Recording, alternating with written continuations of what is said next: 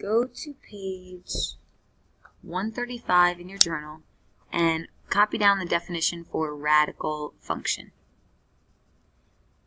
And then take a look at the core concepts.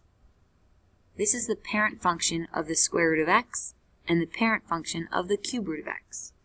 You'll be seeing these graphs and you'll be graphing them as well in this section.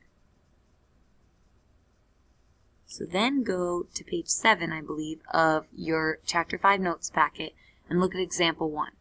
We want to graph each of these functions. So it also says to identify the domain and range. This function is similar to the square root of x, except it's being multiplied by 1/4.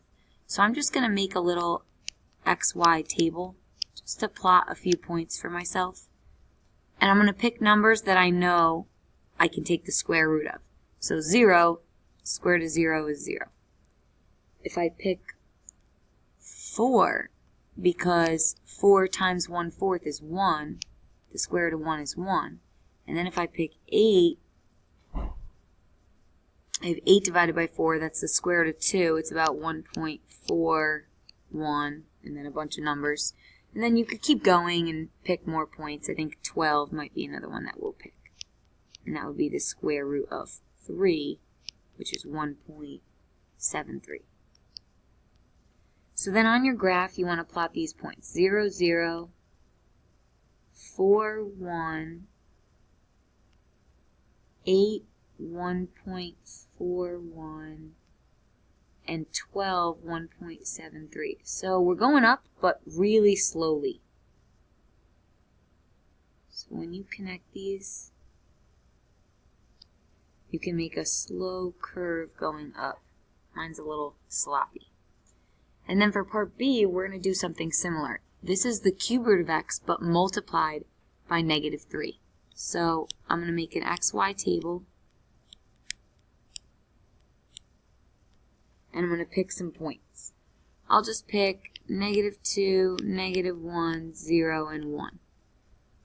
And if I take the cube root of, let's start with 0, that's easy, that's 0, 0 times -3 is 0. Cube root of 1 is 1, so this would be -3, and then cube root of -1 is -1, times -3 would be +3. And then if you calculate in your calculator the cube root of -2 times -3, it's about 3.78, just so we get another point on there. You could have picked a bigger number that works nicer, but for our graph, these will be good. So we start with 0, 0, and then we have 1, -3, -1, +3, and -2, 3.78. And I know, based on what we saw in the journal, this graph looks something like this. We know it's kind of an S, or a curve, a little wave, going through the origin here. So now I want you to take a look at example 2 on the next page. Example 2, oh, we didn't do domain and range. What am I thinking? All right, so for domain and range for both of these problems,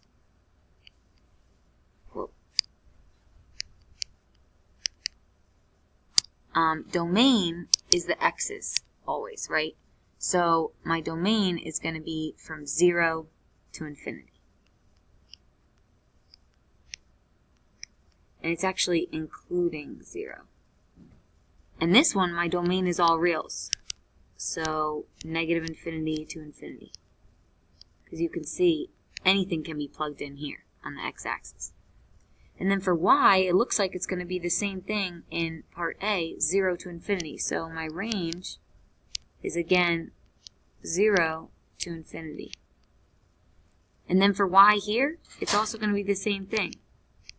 -infinity to +infinity, because it looks like this goes on forever, down and up. So any y value is going to happen here. Now we can go to example 2 and take a look at how to do that. these are transformations. So we want to describe the transformation represented and then graph it. If I have the square root of x, and then I have the square root of x minus 3 plus 4, remember, on the inside, minus 3 means 3 to the right. And on the outside, plus 4 means 4 units up. Okay, we learned this using quadratics, but now we're doing roots. So if we graph the parent function, so we graph f of x, we start at 0, 0, and we know square root of 1 is 1, square root of 4 is 2. Those are like the classic points. That's my f of x function.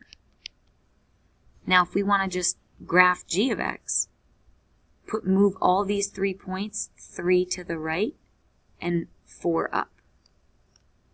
So it'll start here. And move this 3 to the right and 4 up. And this kind of goes off the graph, but do something like that. And that's my g of x.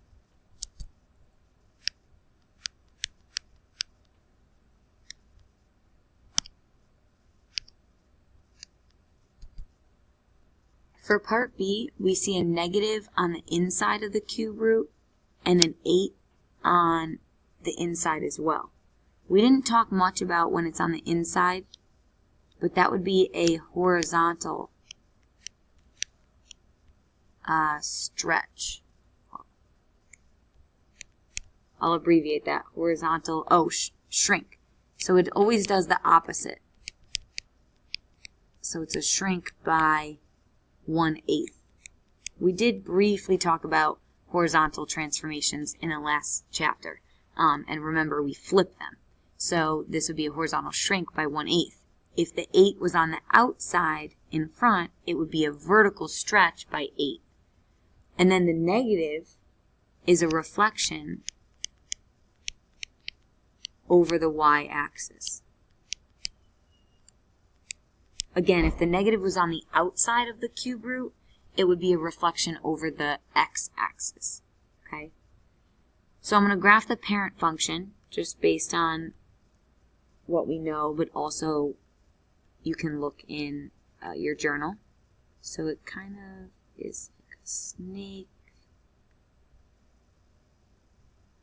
That's not the best graph right there, but something like that goes in there. That's going to be f of x. And then g of x is going to be very similar. Starts at the origin, but it's reflected over the y-axis and shrinks by 1/8. So that means that these first points are going to be higher up. So